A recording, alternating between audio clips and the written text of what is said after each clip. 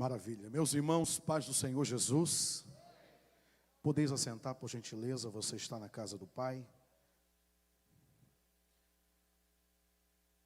Eu gostaria, nessa oportunidade que Deus me concede, louvar a Deus, enaltecer os céus, pela vida do pastor Zilmar Melquiades Miguel. Que Deus possa continuar honrando a sua vida, pastor. A irmã Maria Inês. Essa família que tem nos recebido desde Francisco Beltrão, depois em São Francisco do Sul e agora aqui em Camboriú. E nós louvamos a Deus por ver o cumprimento das promessas do Senhor na vida do pastor Zilmar. Quero dirigir-me também ao pastor Adriano Uber de Melo. Deus abençoe meu amigo, meu pastor, um amigo já de longas datas. Muitas vezes estivemos juntos ali no Monte Alegre, pregando a palavra do Senhor, e é um prazer estar aqui hoje, cooperando com essa igreja local. Deus abençoe o pastor Jairo, que já nos antecedeu também, continue lhe honrando grandemente, e eu me sinto muito honrado mesmo, em atender esse convite, do presbítero irmão Eliezer Coelho. Que Deus abençoe sua vida, em nome de Jesus Cristo, pela sensibilidade em aceitar a indicação do nosso amigo pastor. O segundo coordenador evangelista Celso Honório, que Deus abençoe. E dirigindo-me à liderança da UCOMADS, eu já quero de forma abrangente louvar a Deus por todos esses varões, guerreiros, valentes da obra do Senhor, guerreiro de batalha, de oração, de intercessão. Que Deus possa continuar vos honrando grandemente. Rever aqui meu amigo pastor Manuel da Guia. Deus abençoe, servo do Senhor. É um prazer estar aqui contigo, pastor Sérgio Travasco, que é um amigo também, e toda essa igreja amada e querida que faz parte da minha história desde 1990. Amanhã eu vou dar mais detalhes a respeito dessa história, mas eu estou muito feliz de estar aqui. Louvo a Deus também pela vida da minha esposa, a irmã Geis está aqui, a Giovana, minha filha. Eu falo que a Geis é minha dentista particular. Deus me deu uma dentista de presente há 15 anos atrás. Problema com sorriso eu não vou ter, graças a Deus por isso. E eu louvo a Deus por essa oportunidade em nome de Jesus. Trago aqui um abraço também do meu pastor presidente, pastor Gilmar Veloso de Linhares, ali da Assembleia de Deus sede em Ilhota, e toda a nossa igreja que estão ali na intercessão, nos assistindo.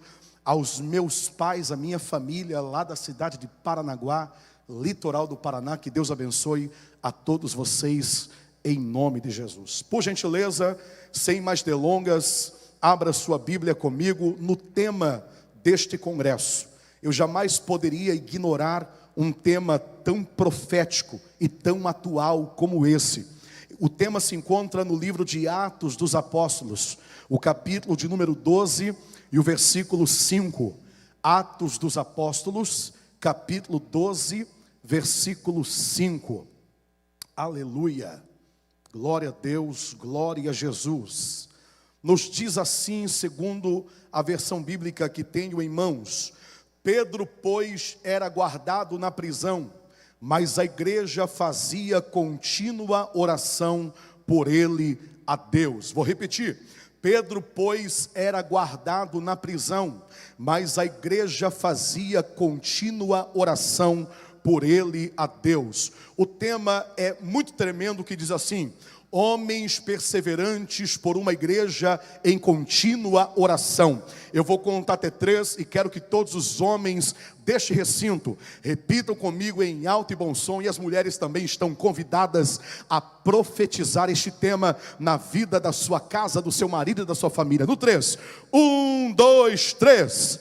Homens perseverantes por uma igreja em contínua oração. Amém, glória a Deus, glória a Jesus. Queridos irmãos, pesa em nossos ombros a responsabilidade de perseverarmos e influenciarmos a igreja de Cristo na face da terra.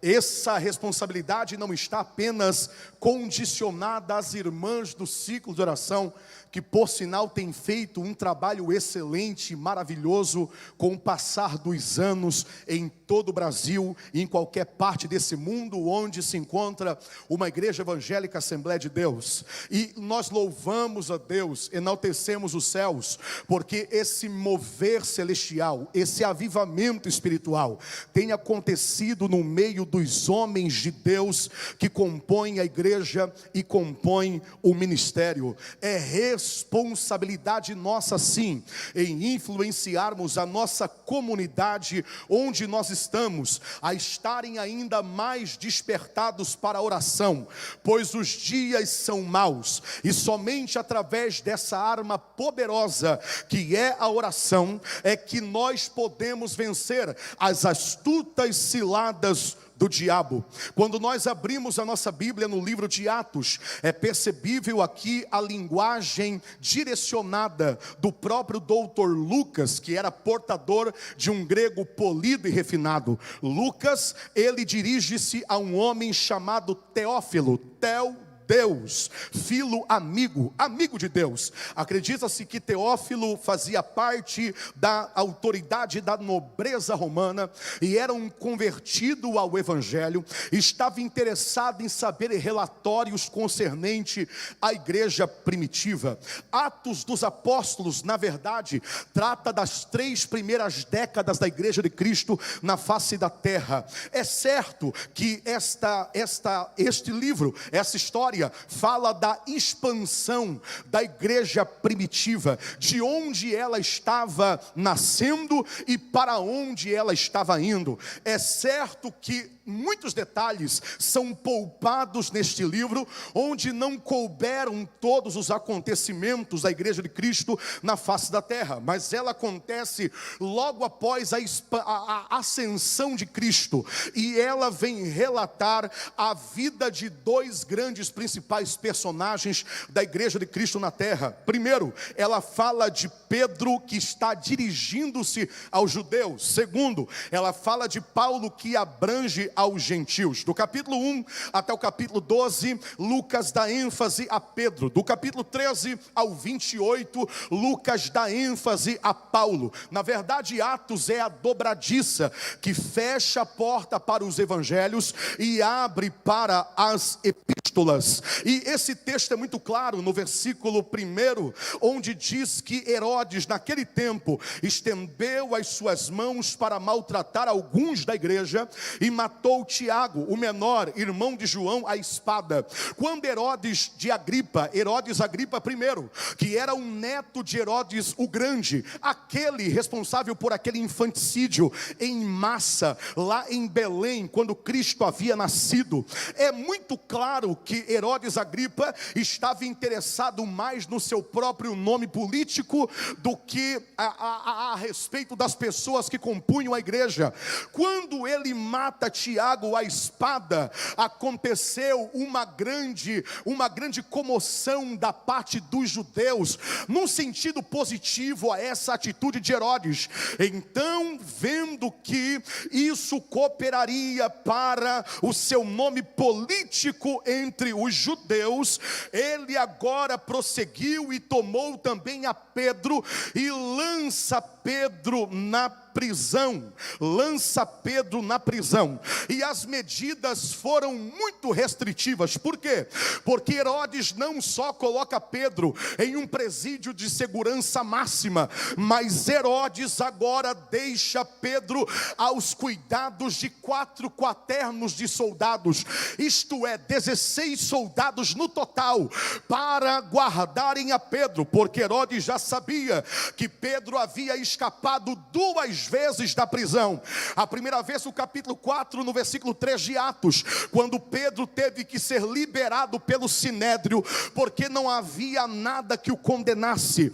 A segunda vez foi no capítulo 5 e no versículo 18, quando o anjo do Senhor entra na prisão e liberta Pedro. E agora Pedro estava sendo preso pela 3ª vez. De acordo com um teólogo, Warren Wiersbe, ele vem dizer dizer que este texto pode ser interpretado e nos trazer pelo menos 3 lições e 3 pontos essenciais. Primeiro, Deus vê a nossa provação, do versículo 1 até o versículo 4. Segundo, Deus ouve as nossas orações, do versículo 5 até o 17. Terceiro, Deus trata com nossos inimigos com espada de juízo, do versículo 18 até o 25. Perceba bem, esse tema é muito abrangente e ele pode sim muito bem ser dividido em 2 partes, hoje e amanhã. Quando nós olhamos para essa humanidade de Pedro, quando nós percebemos para essa masculinidade de Pedro, a ponto de influenciar um povo, enquanto ele estava preso, havia um povo orando, enquanto ele estava clamando na prisão, havia um povo em constante oração. A palavra contínua e constante vem do grego ektinus, que significa incessante, com fervor, sem intervalo, sem folga. Nós precisamos orar, nós precisamos estar diante da presença do Senhor com confiança, aleluia. Mas quando eu olho para Pedro, mesmo com todos os seus defeitos, mesmo com todas as suas falhas explícitas ao longo das histórias dos evangelhos, eu percebo um exemplo de homem.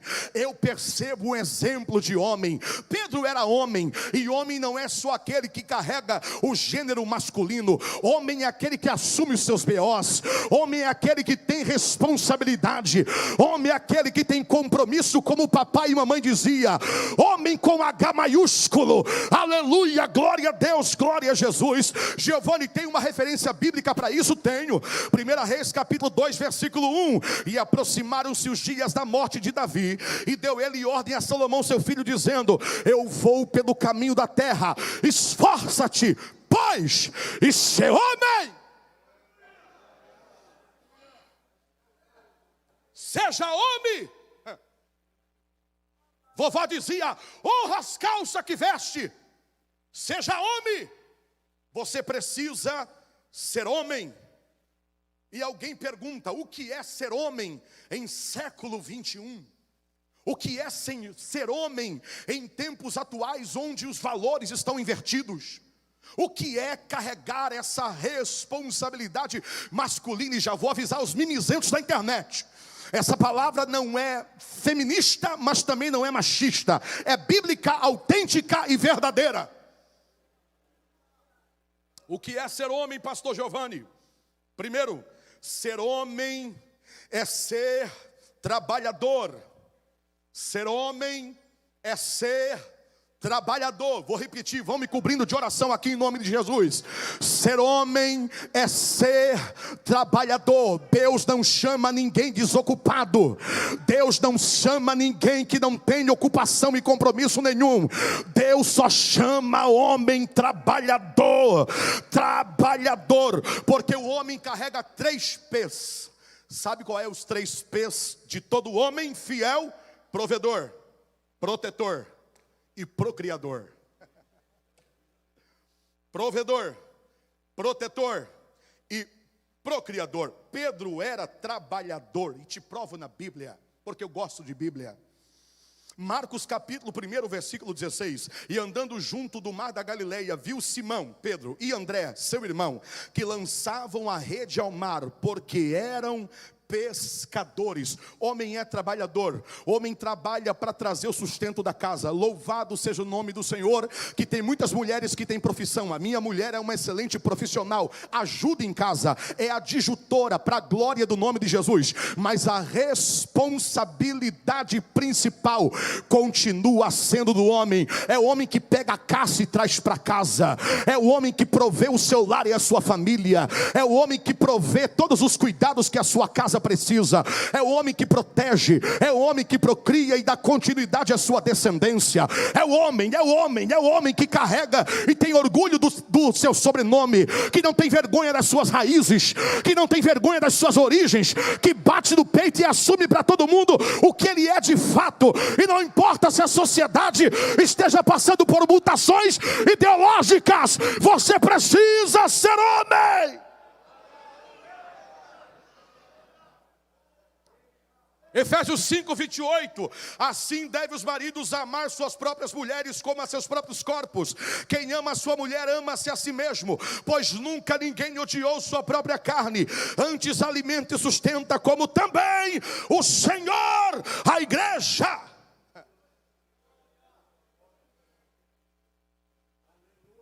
Mas o homem não basta só ser o provedor do lar. O homem não basta só ser um protetor ou um procriador. O homem também, além de ter responsabilidades, ele precisa ter maturidade para controlar os seus impulsos e ter gerenciamento sobre as suas emoções.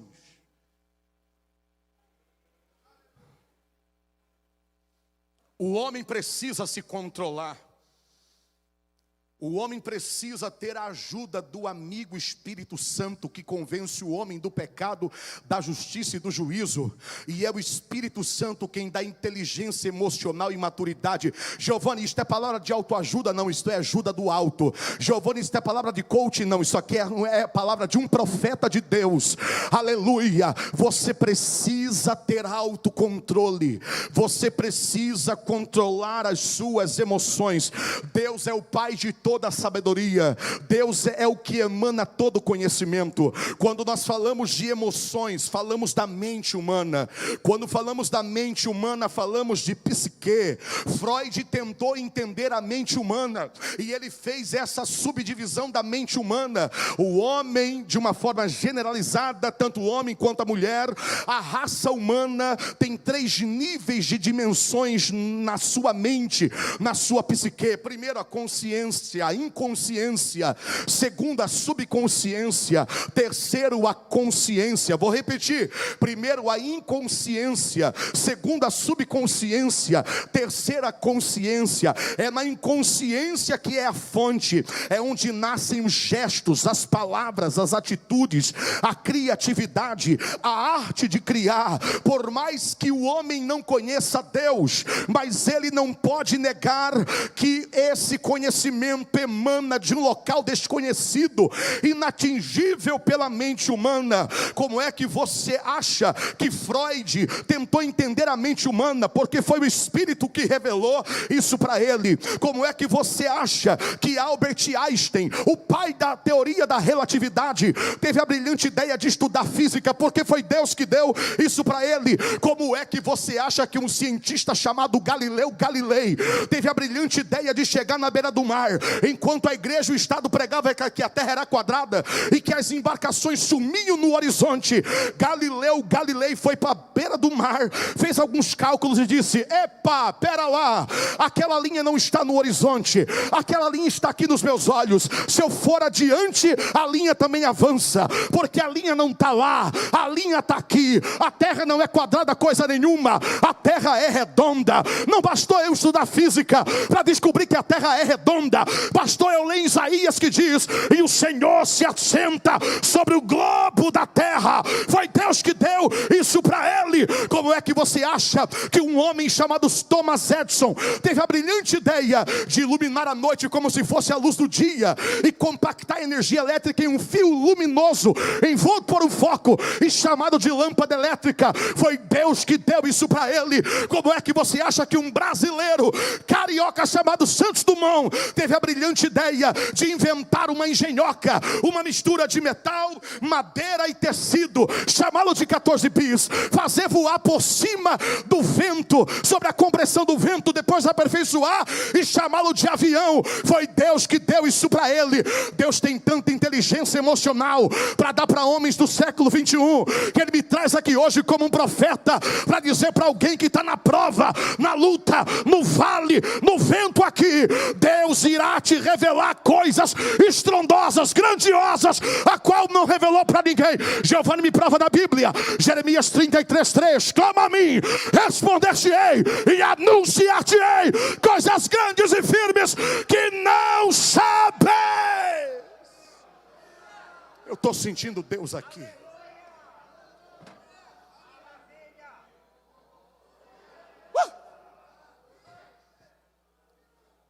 Giovanni, você só falou de cientista, você só falou de física.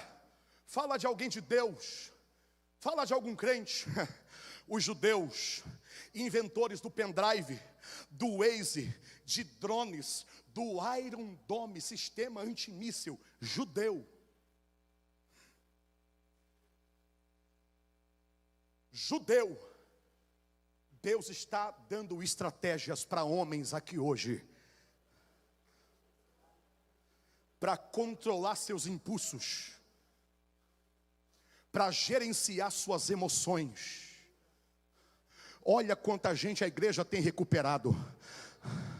Olha quanta gente, através do Espírito Santo, a igreja tem convertido. Olha, dá uma olhada aqui para cima. Já era um motivo para você ter dado uma meia dúzia de glória, misturado com aleluia, e ter misturado com língua estranha. Olha esse povo aqui. Aqui tem ex-presidiário, aqui tem ex-viciado em droga, aqui tem gente que estava à margem, à beira da sociedade, jogado na sarjeta.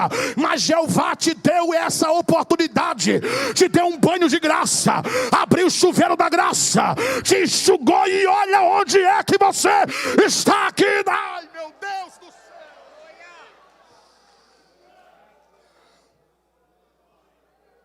Labaracaminara, saio terra. Lebrion nascito.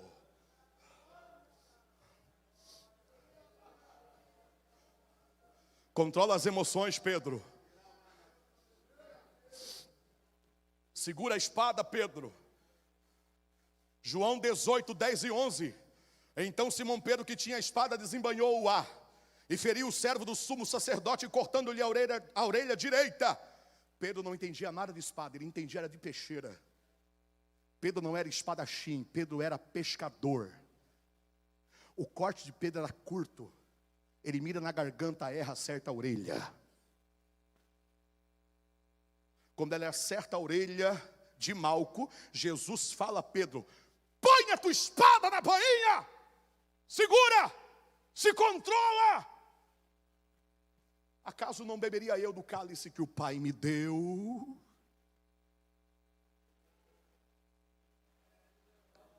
Quer viver o propósito? Segura a tua onda e aceite o processo.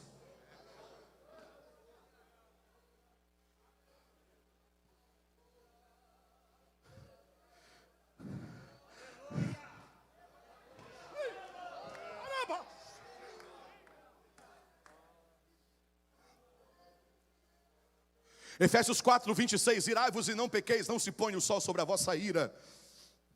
Não deis lugar ao diabo. O que o diabo quer é que você se descontrole. Quantas vezes eu tive que segurar minha ira e engolir com um copo de água ao ser maltratado em algum lugar. E o pior, como dizia o pastor Josué Irion na década de 90, quando o diabo não pode tocar em você, ele tenta tocar em quem você mais ama para te desestabilizar.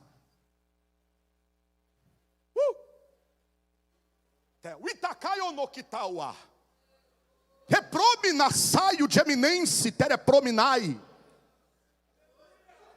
Quer ver um homem brabo, mexe com a família dele. Você pode pisar no pé dele, pode puxar o cabelo dele, pode falar mal dele, pode difamar. Mas quer ver um homem brabo, é falar mal da família dele ou tocar na família. E o diabo sabe disso. E ele é covarde. Mas você não pode se esquecer. 2 Timóteo 1,7. Porque Deus não nos deu espírito de covardia, mas de fortaleza, de amor e de equilíbrio. Não jogue tudo que Deus te deu por um minuto de ira. Não perca tudo que Deus te deu por um momento de descontrole emocional. O Espírito Santo quer lhe ensinar. Ah, mas eu sou crente, mas meu braço não é. Então converte o braço junto. Ou arranca o braço, porque mais vale entrar no céu sem braço do que ir com o corpo todo para o inferno. Não, eu sou crente, mas meu sangue é de barata. Converte esse sangue em nome de Jesus. Vai ter transfusão de sangue aqui hoje. Tem sangue do Calvário para ser distribuído para quem quiser nessa noite. Quem acredita nisso? Quem crê, quem recebe, quem toma posse. Como é que se conhece uma árvore? Pela grossura do tronco, pelas folhas, Não, pelos frutos. Gálatas 5, 22. Mas o fruto do Espírito é amor, alegria, paz, longanimidade, benignidade, bondade, fé, mansidão, temperança, equilíbrio. Contra essas coisas não há lei. Tenha gerenciamento sobre as suas emoções. Ninguém está isento de errar. Todos nós erramos. A Bíblia diz que o caminho do justo é como a luz da aurora, que vai brilhando mais e mais até ser dia perfeito. Nós estamos em constante evolução. Ninguém aqui é super crente, ninguém aqui é super homem, ninguém aqui é Iron Man, ninguém aqui é super vaso. Nós somos humanos, limitados, falíveis, miseráveis, pecadores.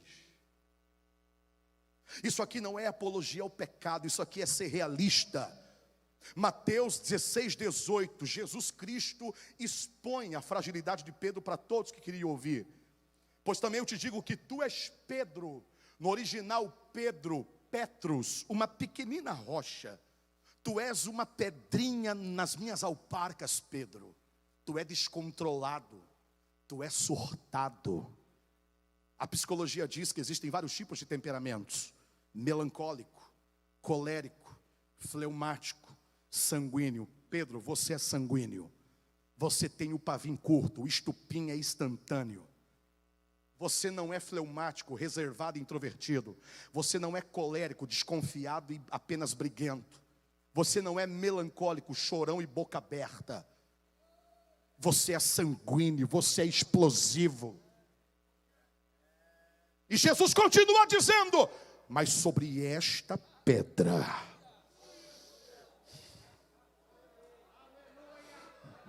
Quando ele se dirige a Pedro, ele fala Petrus, mas quando ele fala dele mesmo, ele fala Petra, uma grande e firme rocha. Sobre esta pedra edificarei a minha igreja, e as portas do inferno não prevalecerão contra ela.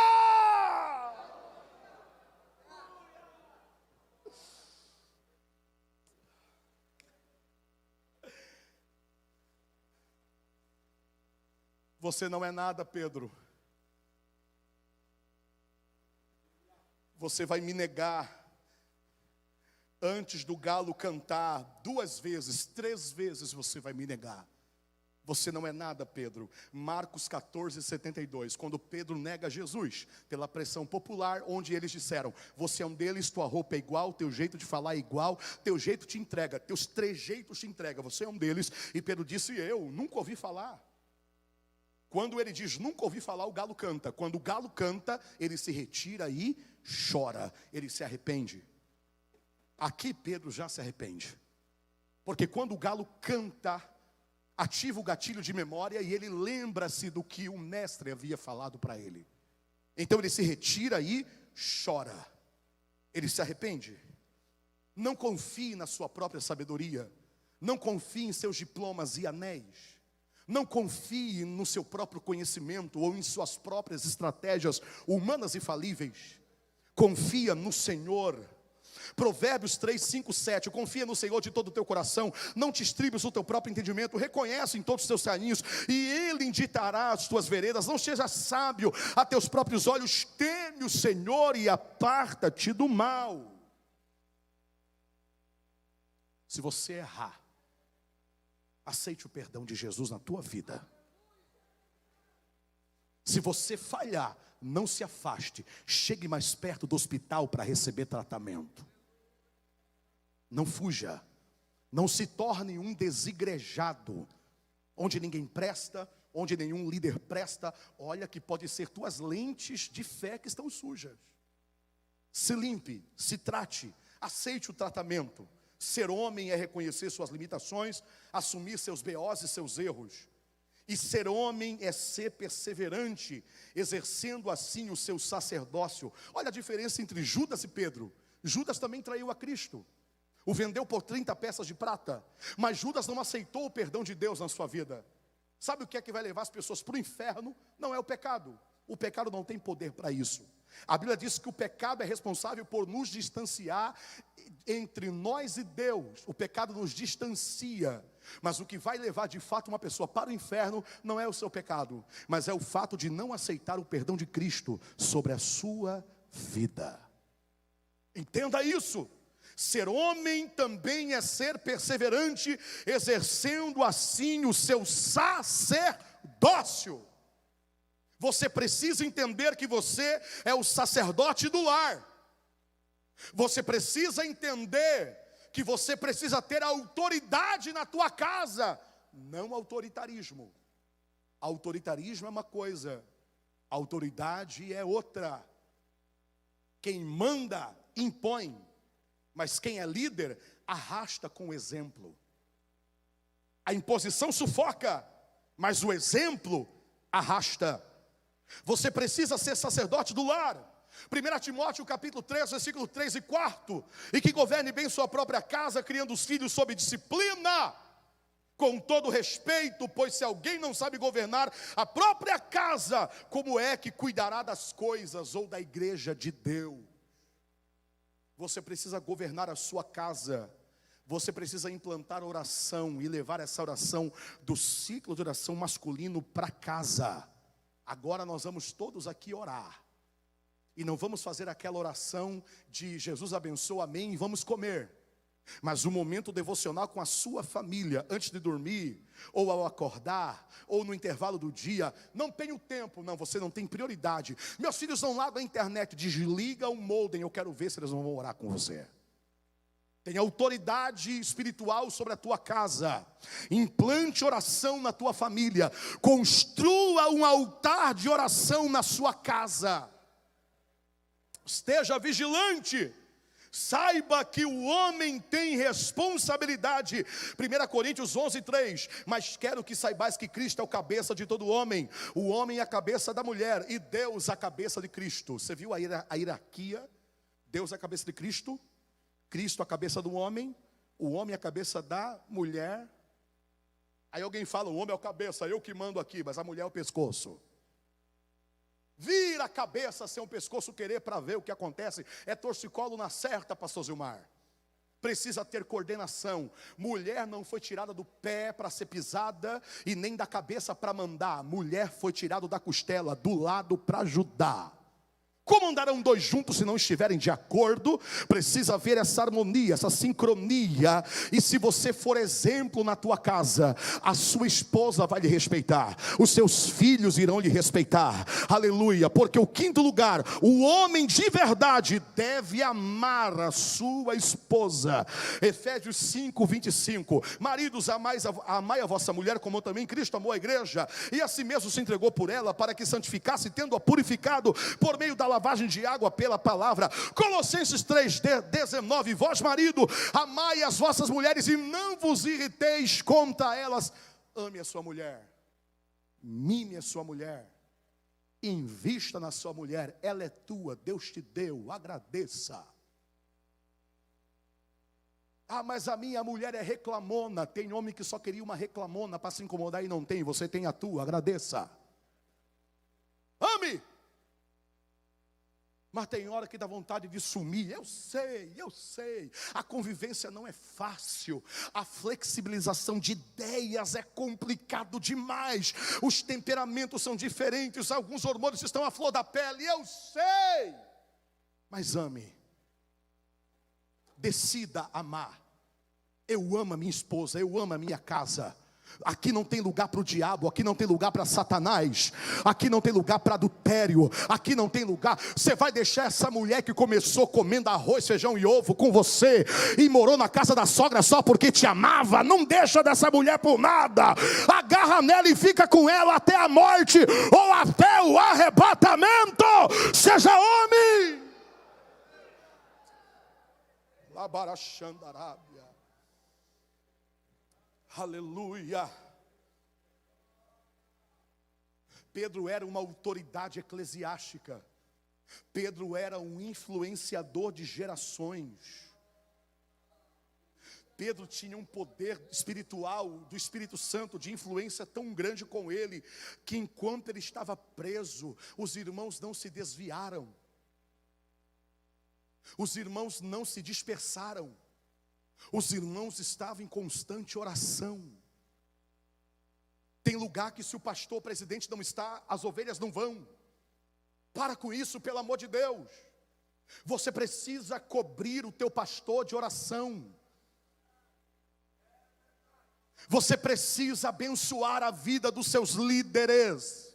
Não cai nessa moda de internet, de haters, de covardes e mimizentos se escondendo atrás de fakes, que fala mal de igreja e de liderança. Esteja do lado do teu pastor, esteja do lado da autoridade espiritual que Deus constituiu para lhe direcionar, para lhe ajudar, para tratar das suas feridas, para escovar suas lãs. Esteja do lado do teu pastor. Pregadores itinerantes, eu falo isso com muito temor, porque sou itinerante há 22 anos, para a glória de Deus. Eu transmito uma mensagem: sejam submissos aos vossos pastores, respeitem, os honre.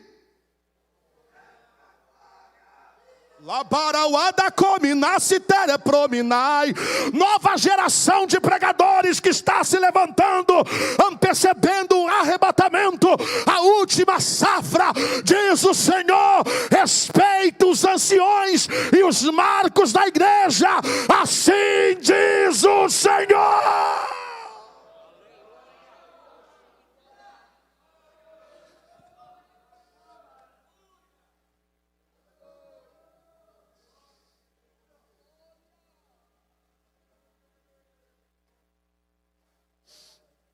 Pedro poderia ter todos os defeitos.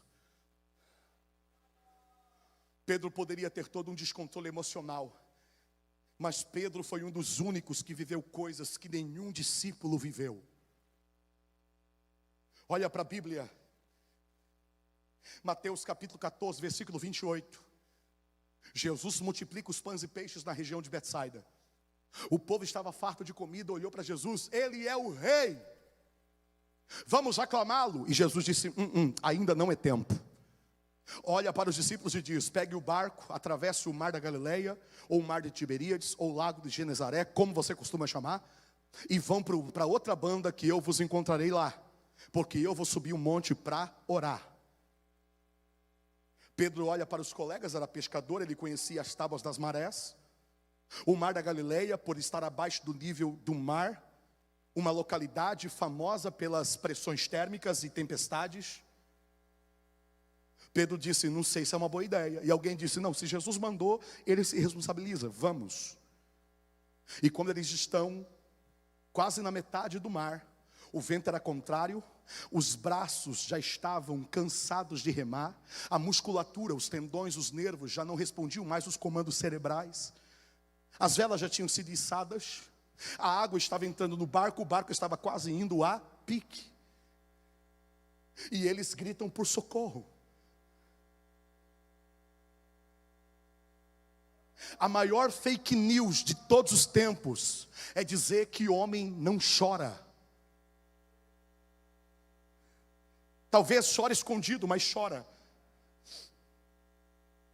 Talvez grita no travesseiro para ninguém ouvir, ou no volante do carro enquanto está indo trabalhar, mas chora. Tem momentos que nós não sabemos mais o que fazer, porque já fizemos tudo e somos doutrinados desde pequeno a ter controle sobre as situações. Se lembra do videogame, do Atari? Você que controlava o patinho para atravessar a rua. É uma doutrinação que você tem o controle na mão. Smartphones, você controla. Não é essa praga que controla você, é você que controla esse smartphone, esse vício do inferno que está acabando com muita gente. É o autocontrole. A filosofia moderna prega o autocontrole como se fosse um mérito pessoal. Mas o homem por si só não consegue controlar seus impulsos se não tiver a ajuda do Espírito Santo de Deus na vida. O homem é corrompido, a herança adâmica é notável. Eles gritaram por socorro, e Jesus não estava presencialmente com eles, mas estava os enxergando. E quando Jesus vê que eles iam a pique, Jesus desce do monte. Os anjos param, os demônios também, ninguém entendia o que ele ia fazer. Ele chega na beira do mar, e quando você chega na beira do mar, a areia úmida entra pelos vãos dos seus dedos. Quando Jesus pisa, quem sabe com a alparca, na beira do mar, a areia não sobe pelo vão dos seus dedos. A areia fica exatamente no mesmo lugar, porque ele estava leve como uma pena. E ele vai desafiando a lei da gravidade, mesmo com o ar agitado, ele vai caminhando por cima das águas. Os discípulos que estavam no barco tiveram aquela visão distorcida no meio da tempestade, porque quem já pegou tempestade em alto mar como eu, sabe muito bem a visão que é, não dá para se enxergar muita coisa além. O que você vê são vultos de boias, ou ilhas, ou embarcações que estão próximos a você. Eles olham aquela figura no meio do mar e gritam: é o fantasma! Cristo escuta aquilo e brada em alto e bom som: tem bom ânimo, sou eu, não temais. Esse vento não é coisa do diabo, esse vento não é fruto da tua precipitação, esse vento é permissão de Deus, porque aquilo que não te mata te deixa mais forte. Pedro escuta a voz de Jesus, se levanta no barco entre os seus amigos e diz: eu conheço essa voz. Tomé olha e diz: quem sabe vigia, deve ser coisa ruim que veio para tirar sarro de nós, porque nós vamos morrer. E Pedro disse: não, eu conheço essa voz. Senhor, se és tu, manda-me ter contigo por cima da água. Jesus olha e diz: gostei. Então vem, Pedro, sai do barco e vem, mas olha para mim. Sai do barco e vem, mas olha para mim. Pedro sai do barco, coloca o primeiro pé, estava firme o negócio. Coloca o segundo pé, estava firme. Ele vai olhando e caminhando, olhando e caminhando, olhando e caminhando, olhando e caminhando por cima da água. Só que Pedro deixa de olhar para Jesus, olha a altura das ondas, escuta o assovio dos ventos e começa a afundar. A mão de Jesus vai lá no fundo, pega Pedro, coloca no barco e diz o quê? O homem de pequena fé, por que duvidaste? Pedro afundou, mas ele foi o único a andar por cima da água. Quer que Deus faça algo por você? Quem precisa de uma intervenção divina aqui essa noite, levanta a mão. Faça algo você para Deus que nunca fez também. Prove seu amor, prove a sua fidelidade, prove a sua lealdade. Giovanni, vai tirar a oferta? Não, fica tranquilo, a oferta já foi tirada. Eu não estou falando de oferta, estou falando de atitude, de entrega, de devoção, de adoração. Entrega tudo na mão do Senhor Jesus, entrega tudo para Ele. É Ele que vai mudar a tua história, é Ele que vai entrar na tua causa, é Ele que vai resolver o teu problema, é Ele que vai colher tuas lágrimas, é Ele que vai te renovar, é Ele que vai te levantar, é Ele que vai soprar teu nome na terra, é Ele que vai fazer tua agenda. É Ele que vai te prosperar. Ele vai ser teu patrocinador. Ele vai mexer no teu capital de giro. Ele vai te levantar, amigo empreendedor individual. É Ele que vai fazer. É Ele, é Ele, é Ele, é Ele.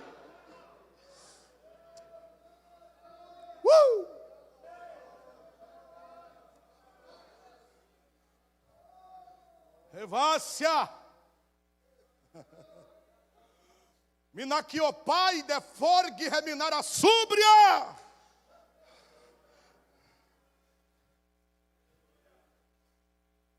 Pedro foi responsável pela primeira pregação pentecostal. Alguém tem o costume de apelidar o príncipe dos pregadores, né? Mas o príncipe dos pregadores foi Pedro. Em uma pregação só, com autoridade espiritual e profética, em Atos 2, quando a multidão entrou no cenáculo, você já conhece a história, não vou me deter em detalhes teológicos e exegéticos. Quando a multidão entrou no cenáculo e viu os crentes daquele jeito, daquela maneira, possuídos pela glória de Deus, olharam e disseram: tudo pé de cana, 9 horas da manhã e ao estado já. Pedro se levanta. Quando Pedro se levanta, parece que eu estou vendo Maria colocando a mão na cabeça e dizendo: segura teu irmão, pelo amor de Deus, porque a última vez que ele ficou de pé custou uma orelha, agora vai rolar a cabeça. Mas Pedro não estava mais irado, ele já estava evoluindo, ele já estava melhorando, ele já estava cheio do Espírito Santo. A oração melhora o nosso caráter. A oração nos torna mais parecidos com Cristo. Quanto mais eu oro, mais do jeito de Jesus eu fico. Quanto mais eu busco, mais igual Jesus eu fico. Quanto eu mais oro e falo com Deus, mais igual Jesus eu falo. Mais igual Jesus eu tenho atitudes igual a de Cristo. Igual. Ei! Pedro levanta e começa a dizer: o que está acontecendo aqui não é embriaguez. O que está acontecendo aqui é o que Joel disse: e há de ser que nos últimos dias, diz o Senhor, derramarei meu espírito sobre toda a carne. Vossos filhos, vossas filhas profetizarão, vossos jovens terão visões, e vossos velhos sonharão sonhos. E sobre o meu servo e minhas servas naquele dia derramarei do meu espírito. Pedro faz o apelo. Pedro convida as pessoas a aceitarem a Jesus. Todo dia, quando for pregar, faça o apelo.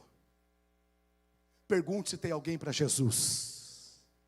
Pedro convida, e 3.000 mãos se levantam.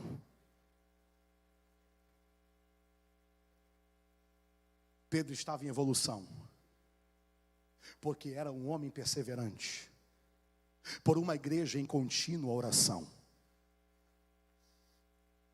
Sua sombra e o seu lenço eram vias de cura no nome poderoso de Jesus.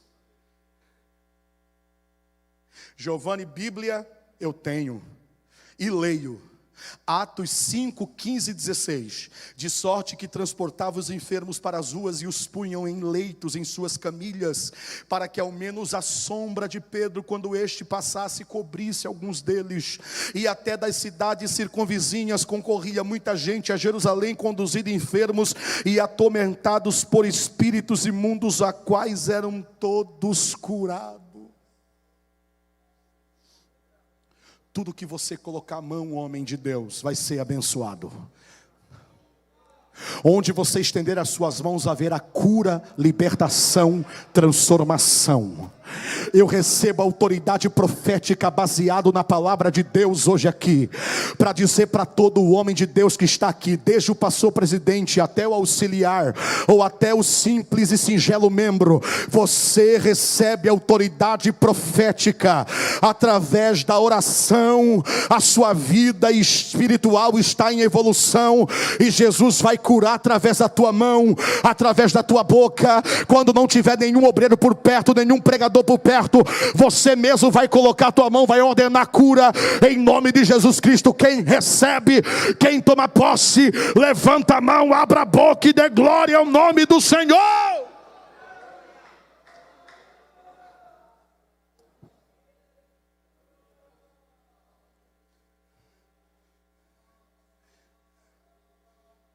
O segredo para Pedro se transformar de traidor, descontrolado emocionalmente, a perseverante homem de Deus na fé e na oração, foi trocar a espada que tinha na bainha e na cintura pela cruz. Você não vai achar no texto sagrado Jesus olhando para Pedro e dizendo: tira a espada porque é pecado. Se você achar na Bíblia, me mostre, me localize, pelo amor de Deus.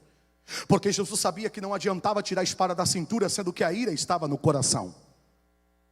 E essa ira só seria aniquilada através de uma vida de evolução em oração.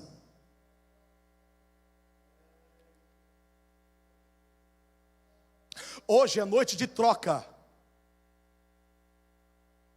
Esse altar aqui é um lugar de troca. Você vai trazer suas espadas. Você vai trazer suas mágoas. Você vai trazer suas feridas. Você vai trazer seus traumas. E vai depositar os pés da cruz. E você vai levar alívio, renovo e paz para a sua alma, em nome de Jesus. Você não precisa mais carregar fardos desnecessários, porque Jesus já carregou uma cruz pesada por você. Você não precisa mais se sentir pressionado pela sociedade ou pela comunidade onde mora, porque Jesus Cristo já venceu por você. Hoje é noite de renovo, diz o Senhor. Hoje é noite de se transformar em um homem e uma mulher perseverante. Quem recebe e quem crê nesta palavra, fique em pé em nome de Jesus. A banda, vamos fazer um som para Jesus. Dá dó lá para mim, dó.